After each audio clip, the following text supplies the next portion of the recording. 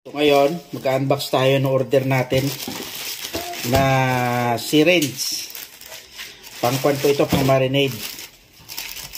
Tingnan natin kung okay yung ating order.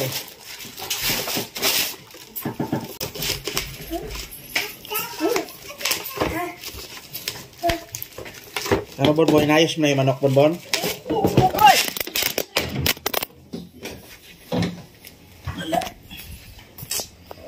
Vlog.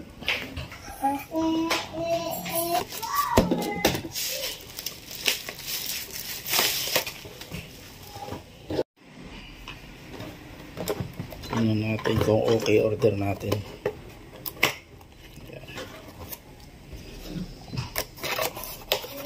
Maganda naman yung reviews niya. Ayan. Haba po itong kwan, no?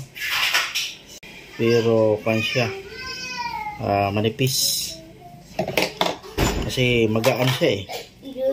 Ito yung kanyang mga kwan, silicone gasket. Ito yung panlinis.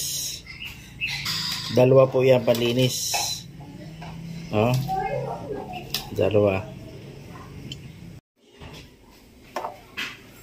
Ito yung pinakamaliit na needle niya.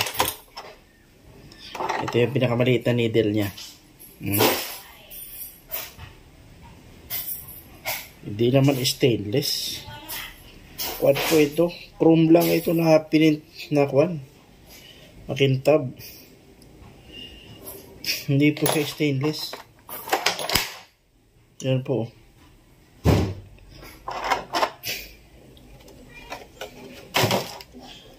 Hindi siya stainless. Madaya naman kasi kwan ito eh.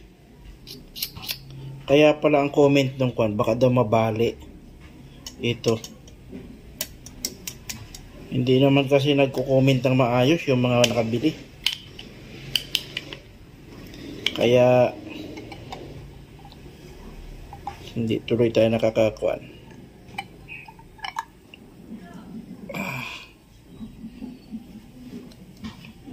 Medyo makunat.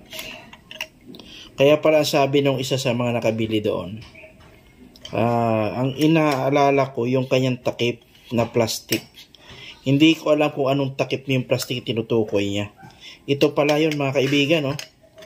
Plastic po to eh. Ito, plastic po ito. Hindi po ito stainless. Naku, yari sa comment ko yan. Yari sa reviews ko yan.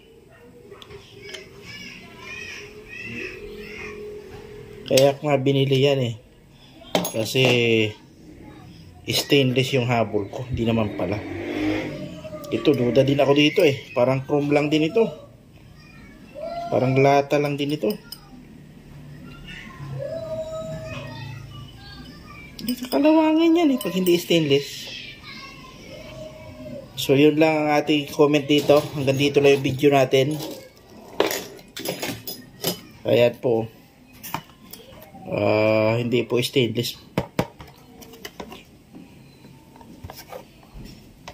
Sana magtagal ito kahit ganito. Sablay.